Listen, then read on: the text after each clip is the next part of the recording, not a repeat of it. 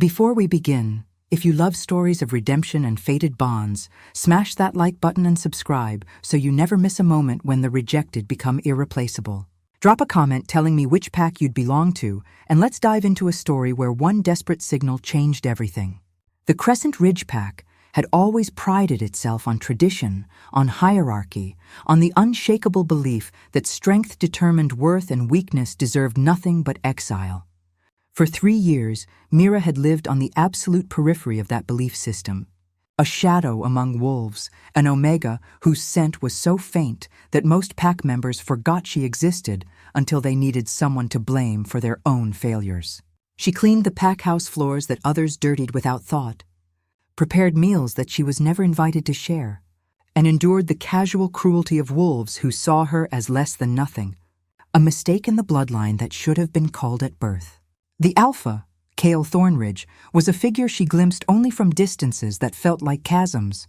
A massive man with eyes like molten amber and a presence that made the air itself seem to kneel. And in all her time within the pack's territory, he had never once looked directly at her, never once acknowledged her existence beyond the vague awareness that something forgettable moved through his peripheral vision.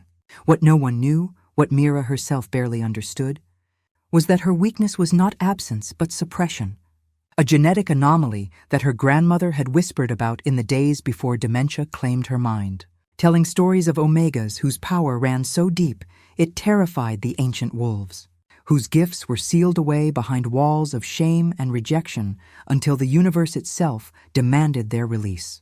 Mira's wolf was silent, or so everyone believed, but in truth her wolf was simply waiting, slumbering beneath layers of pain and self-doubt, conserving strength for a moment that would require everything she had ever been and everything she might become. The pack didn't see her clearly enough to fear what they didn't understand, and in that blindness lay both her suffering and her salvation. On the night that changed everything, Mira was carrying water from the stream to the pack house kitchens when she heard the screams, piercing and primal, coming from the direction of the southern border where young wolves often trained under moonlight.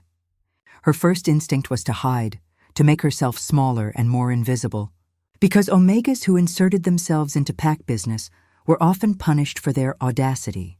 But something in the quality of those screams, something raw and genuinely terrified, pulled at a part of her that refused to be silenced. She dropped the buckets and ran toward the sound, her weak legs stumbling over roots and stones, her breath coming in ragged gasps as she pushed through underbrush that tore at her threadbare clothes and scratched long lines across her skin.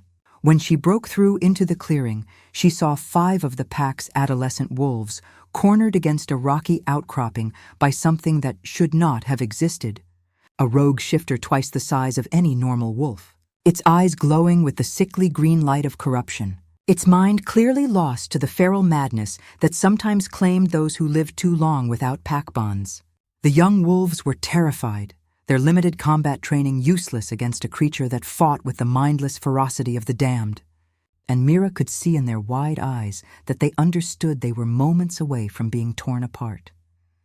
Protocol demanded she run back to the pack house and alert the warriors, that she not interfere with matters beyond her station. But the rogue was already moving in for the kill, its massive jaws opening to reveal teeth stained with old blood. And Mira knew with absolute certainty that if she ran, at least 3 of these wolves would die before help could arrive. Something inside her cracked open, not her wolf, but something older and more fundamental. A connection she had never been taught to access, but which suddenly blazed to life with the clarity of instinct perfected over 10,000 years of evolution.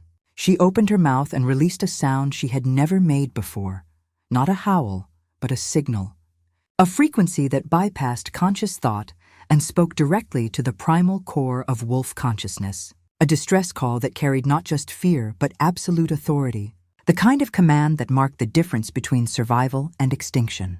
The Sentinel wolf appeared so quickly that Mira barely registered the movement, a massive creature that made even the rogue look small, its fur the deep gray of storm clouds, and its eyes glowing with intelligence that transcended animal understanding.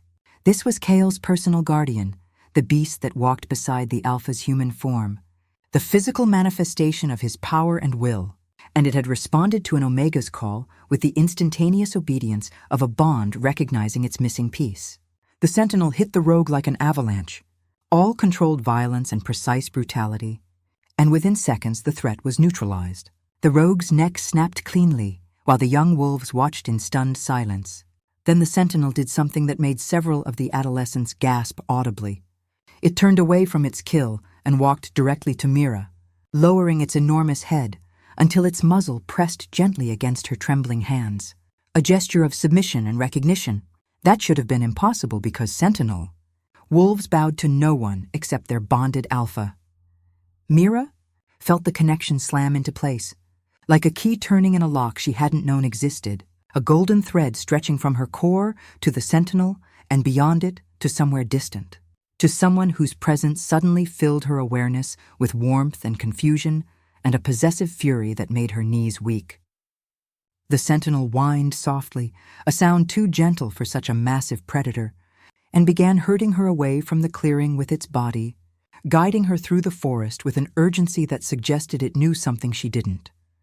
The young wolves she had saved were already running back toward the pack house, their voices carrying ahead to announce what they had witnessed, and Mira understood with sick certainty that her invisibility had just been shattered beyond repair, that whatever came next would either destroy her completely or transform her into something the pack could never again ignore.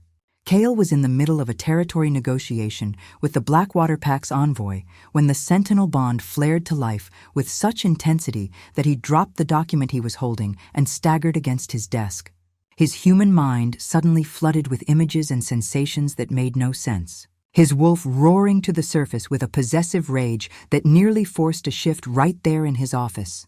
Someone had called his Sentinel. Someone had accessed a bond that should have been exclusive to his mate. And his wolf was screaming at him to move, to run, to find this person and claim them before anyone else could understand what had just been revealed. He shoved past the startled envoy without explanation, ignoring the shouts of his beta who tried to follow, and shifted mid-stride as he burst through the pack house doors, letting his wolf take control because right now, instinct was more reliable than rational thought. The Sentinel was bringing someone to him. He could feel it through their shared consciousness, and every molecule in his body was oriented toward that approaching presence like a compass needle finding true north. They met in the clearing beside the Alpha's private residence, the Sentinel emerging from the tree line with a small figure tucked against its side.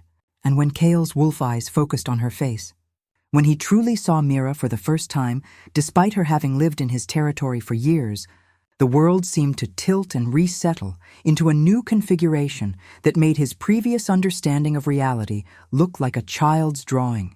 She was terrified and defiant in equal measure, her clothes torn and dirty, her body marked with the evidence of a lifetime of casual cruelty. But her eyes held something that made his wolf drop into a submissive crouch, something that looked like power barely contained behind walls that were finally beginning to crack. The bond between them wasn't just present, it was screaming, a fated mate connection of such intensity that Kale could barely breathe through the force of it. And with that recognition came the crushing weight of guilt, because he understood immediately that this Omega had been suffering under his protection, had been invisible to him when she should have been the center of his entire world. He shifted back to human form without caring that he was naked, without caring that pack members were beginning to gather at the edges of the clearing, drawn by the commotion, and walked slowly toward Mira with his hands raised in a gesture of peace that felt wholly inadequate. When he spoke, his voice came out rough and broken, years of alpha command stripped away to reveal something raw underneath. And he said the only words that mattered in that moment, asking her forgiveness for blindness that had nearly cost her everything, telling her that she was his mate and he had failed her before he even knew she existed, promising that if she could find it in herself to give him a chance, he would spend the rest of his life ensuring she never felt invisible again.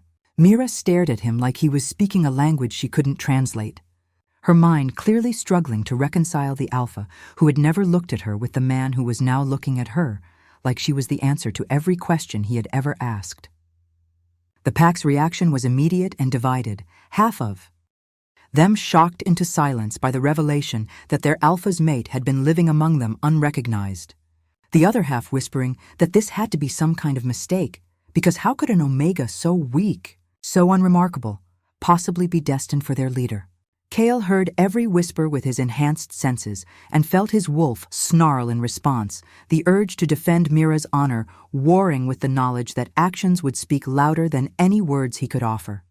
He moved closer, slowly enough that she could retreat if she wanted, and when she didn't step back, when she simply stood there trembling and watching him with eyes that held a lifetime of learned mistrust, he gently took her hand and felt the bond flare so bright between them that several pack members gasped as the visible golden light traced patterns across their joined skin.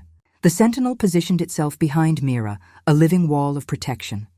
And Kale understood that his wolf had already chosen her, had recognized what his human mind had been too blind to see. And now there would be no peace until this bond was acknowledged and honored in every way that mattered.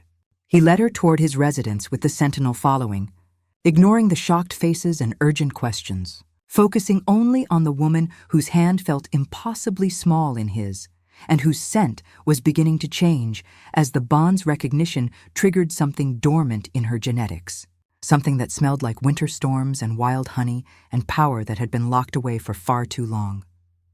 Inside his home, Mira finally found her voice, asking in a whisper that shook with suppressed emotion why she should believe anything he said, why she should trust that this wasn't some elaborate form of the cruelty she had learned to expect. Kale had no good answer except the truth, telling her that he couldn't justify his blindness, couldn't explain why he had failed to protect her when every instinct should have drawn him to her side, but that the bond didn't lie and his wolf would rather die than cause her further harm, and if she needed time to decide whether she could accept him as her mate, he would give her that time, even if the waiting killed him. He could see the war playing out across her face, the desire to believe warring with the learned expectation of disappointment. And he knew that whatever came next would require patience. He wasn't sure he possessed, and restraint that went against every possessive instinct howling through his blood. The pack meeting that night was tense in ways that transcended normal political friction, because Kale had called every ranked wolf to the Great Hall and announced without preamble that Mira was his fated mate and would be treated as the pack's Luna with all the respect and protection that title demanded. The silence that followed was deafening, broken finally by Soren, the pack's head warrior and a wolf who had never bothered to hide his contempt for weakness in any form. Soren stood and challenged the claim with words that barely skirted outright insubordination, suggesting that perhaps the Alpha had been bewitched or confused, that perhaps what Kyle had felt was simply his wolf responding to an Omega in distress rather than recognizing a true mate bond. Because surely the moon goddess would not pair their powerful Alpha with something so profoundly unremarkable. Kale felt his wolf surge forward with murderous intent, the urge to rip Soren's throat out so strong that his hands actually shifted into claws before he forced control back into place. Because killing a pack member for speaking doubts that half the wolves present were thinking would solve nothing. Instead, he did something that made the entire hall go silent. He called the Sentinel forward and commanded it to show the pack what it had witnessed, using a form of shared consciousness that allowed dominant wolves to project memories through the pack bond. The images flooded through every mind present, showing Mira's desperate sprint toward danger when every instinct should have told her to hide, showing the signal she had released without training or conscious understanding, showing the Sentinel's immediate and absolute response to a call that should have been impossible, showing the bond snap into place with a force that could not be faked or manufactured. When the projection ended, Soren looked shaken, his earlier confidence replaced by something that might have been fear or grudging respect, and he dropped his eyes in submission to both his Alpha and to Mira, who stood beside Kale's chair like she was still waiting for the world to tell her this was all some terrible joke. Other wolves began to murmur among themselves, their resistance softening as they processed what they had seen, because the Sentinel's choice was not something that could be argued with. Its bond with Kale was absolute, and if it recognized Mira as mate and Luna, then the pack had no choice but to accept what the moon goddess had clearly ordained. But acceptance in principle did not immediately translate to genuine respect, and over the following days, Mira discovered that being declared Luna and being treated as Luna were very different things. That old prejudices died hard, and some wolves would need more than a vision and a proclamation to truly see her as worthy of the position fate had granted her. She was moved into the Alpha's residence. Given rooms that felt too large and too fine for someone who had spent years sleeping in a converted storage space, and every morning she woke up half expecting to discover that the previous days had been some elaborate dream her starving mind had invented to cope with reality. Kale was patient in ways that surprised her, giving her space when she needed it, but always maintaining a presence that made it clear he was not going anywhere. That his commitment to this bond was absolute, regardless of how long it took her to believe it. The first real test came when Alara, a female wolf who had been positioning herself as a potential match for Kale for years, decided that Mira's presence was a temporary inconvenience that could be removed with the right application of social pressure and strategic cruelty. Alara began a campaign of subtle undermining, questioning Mira's decisions in front of other pack members, pointing out her lack of training in Luna responsibilities, making comments that sounded supportive on the surface but carried implications that Mira was fundamentally inadequate for the role she had been thrust into.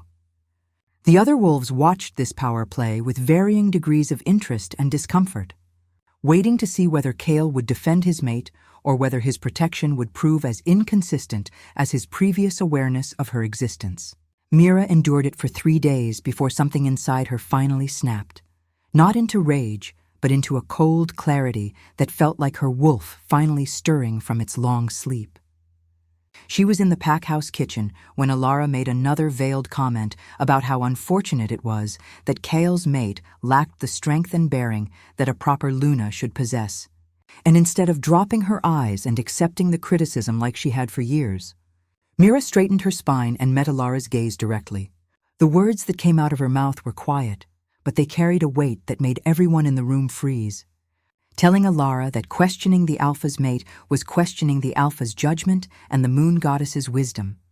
And if Alara truly believed she would make a better Luna, perhaps she should take her concerns directly to Kyle and see how he responded to the implication that fate had made a mistake.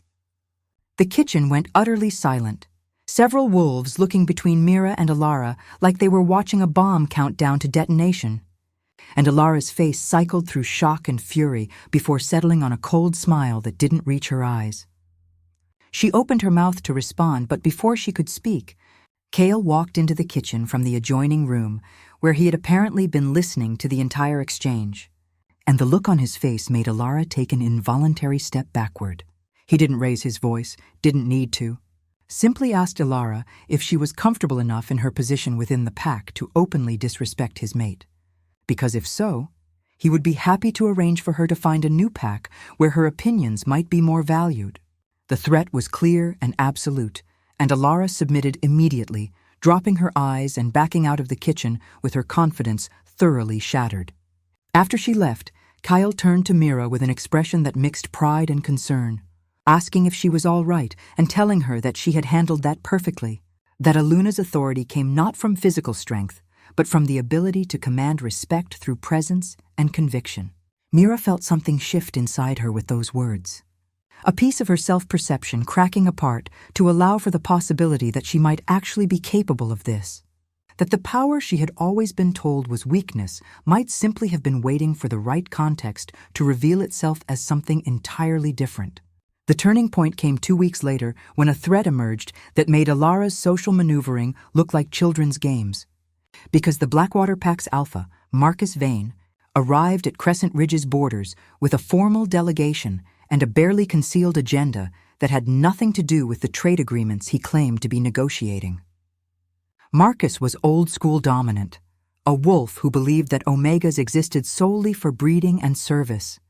And when he caught Mira's scent during a formal dinner, his eyes lit with a predatory interest that made Kale's wolf rise to the surface with violent intent.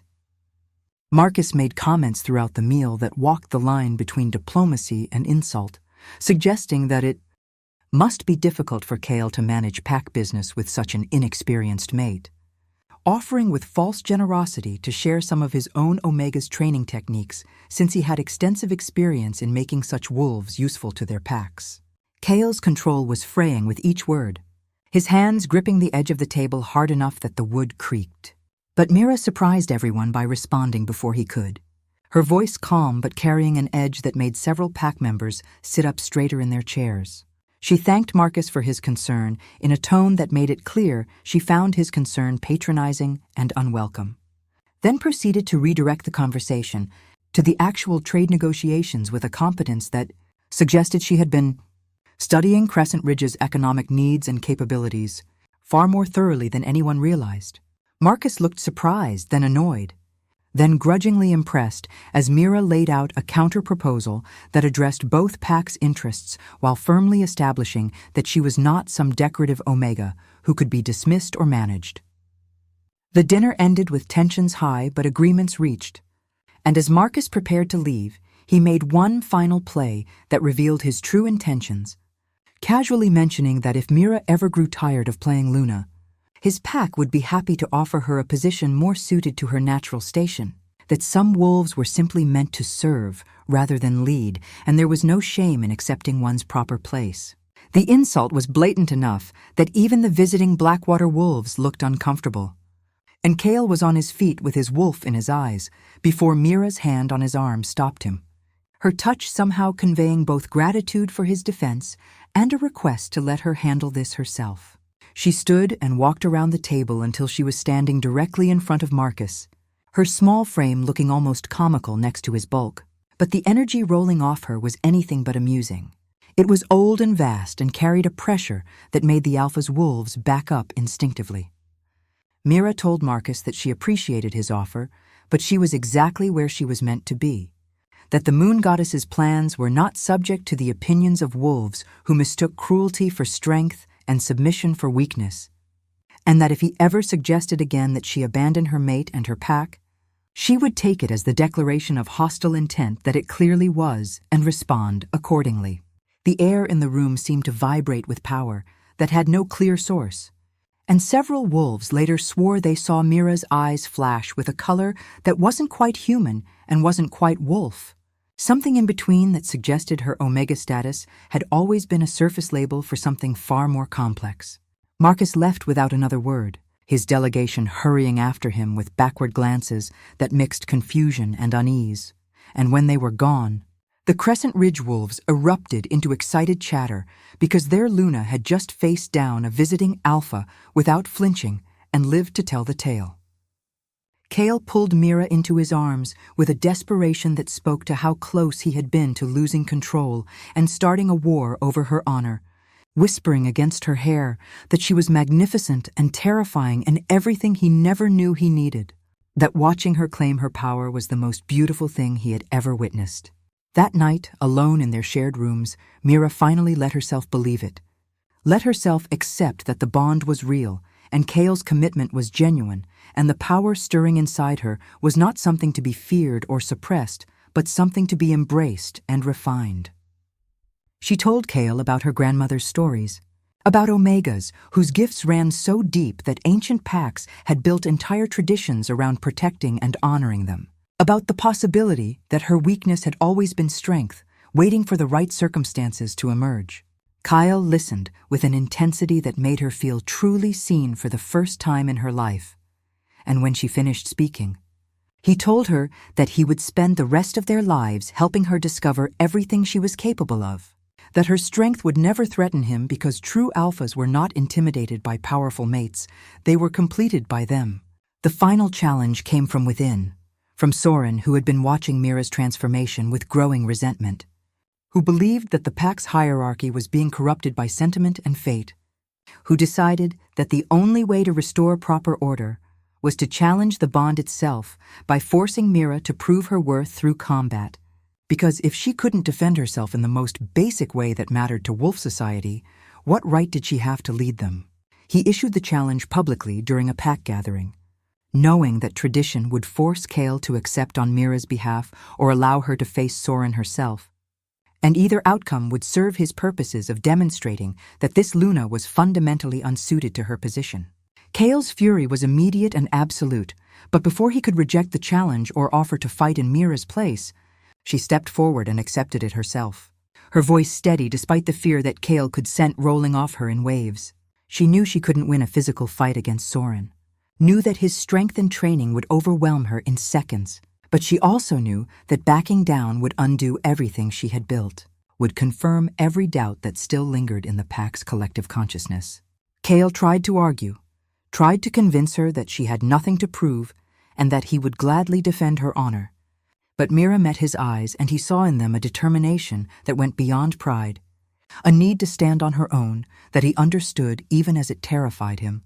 Because accepting a mate meant accepting their right to face their own battles, even when every instinct screamed to protect them from harm. The challenge took place at dawn in the pack's fighting circle, with every member of Crescent Ridge gathered to witness what most assumed would be a quick and brutal lesson in why Omegas didn't challenge warriors. Soren entered the circle with confident aggression, his wolf already pushing at the surface, ready to put this pretender in her place without actually causing permanent damage. Because even his resentment didn't extend to genuinely wanting to kill his alpha's mate. Mira entered from the opposite side looking small and fragile and utterly outmatched, and the pack held its collective breath waiting for the inevitable. What happened next would be talked about for generations, because when Soren charged, when his superior size and strength should have ended the fight in seconds, Mira did something that no one expected. She didn't try to fight him physically. She released that signal again, that frequency that bypassed conscious thought and spoke directly to wolf instinct. But this time it wasn't a call for help. It was a command for submission, and it carried a weight of authority that suggested she was accessing something primal and ancient that had nothing to do with physical strength and everything to do with the hierarchies that existed. Before wolves ever learned to walk on two legs, Soren's wolf froze mid-charge, his body locking up as every instinct suddenly screamed at him that he was attacking something he was supposed to protect, that this Omega was not prey but pack mother, was not weak but wielding a form of power his wolf recognized even if his human mind rejected it. The fight ended without a blow being struck, with Soren dropping into a submissive crouch and exposing his throat in a gesture of surrender that was entirely instinctive, his consciousness barely catching up to what his wolf had already accepted. The pack erupted into chaos, some wolves shouting that Mira had cheated, others arguing that using innate abilities was not cheating but simply fighting with the tools fate had provided. And through it all, Kale stood frozen at the edge of the circle, watching his mate with an awe that bordered on reverence, because he finally understood what his Sentinel had known from the beginning, that Mira was not just an Omega. She was something rarer and more precious, a wolf whose power operated on frequencies most modern packs had forgotten existed, whose strength was not in tooth and claw, but in the ability to speak directly to the wolf's soul and command it with authority that could not be contested. He entered the circle and went to her, checking her for injuries he knew he wouldn't find. And when he looked into her eyes, he saw that she was different now, that the walls that had suppressed her power for so long had finally crumbled completely, leaving behind someone who understood exactly what she was and what she was capable of. Kale declared the challenge satisfied, and Mira's position as Luna confirmed beyond any further doubt. And as the pack slowly began to disperse, several wolves approached to offer formal submission to their Luna, recognizing that what they had just witnessed was not weakness pretending to be strength, but strength that had never needed traditional forms of display to be absolutely real. In the weeks that followed, the pack transformed in subtle ways that reflected Mira's influence, becoming more attentive to wolves who struggled, more willing to recognize that strength came in many forms, more protective of those who had previously been considered disposable. Mira herself seemed to grow more solid and present with each passing day, her confidence building as she discovered that her power was not fragile but foundational, that she could stand beside Kale as an equal partner rather than a protected dependent. They developed routines and rhythms that honored both their bond and their individual strengths, and the pack, that had once seen her as invisible, now looked to her for guidance with the same trust they offered their alpha. On the night of the first full moon after her challenge, Kale and Mira stood together on the ridge that overlooked their territory, the Sentinel lying at their feet in a position of contentment and protection. Kale told her that he was sorry it had taken so long for him to see her, that he wished he could go back and spare her the years of pain and invisibility, but that he was grateful beyond measure that fate had given them a second chance to get it right. Mira leaned into his warmth and told him that maybe the pain had been necessary, that maybe she needed to understand her own strength before she could accept a bond this powerful, that sometimes the journey through darkness was what made the light meaningful when you finally found it. They shifted together and ran through their territory with the Sentinel beside them. 3 wolves moving as one unit through forests that belonged to them and to the pack they led together. And for the first time in her life, Mira felt completely and wholly at home in her own skin, seen and valued and loved not despite what she was, but because of everything she had always been beneath the surface that others had been too blind to recognize. The pack that had once rejected her now sang her name in their howls, and the alpha who had once looked through her now saw nothing but her. And in that recognition, in that transformation from invisible to irreplaceable, she found the redemption that every abandoned Omega dreams of but few ever achieve. The proof that what the world dismisses as worthless is often simply waiting for the right moment to reveal itself as sacred.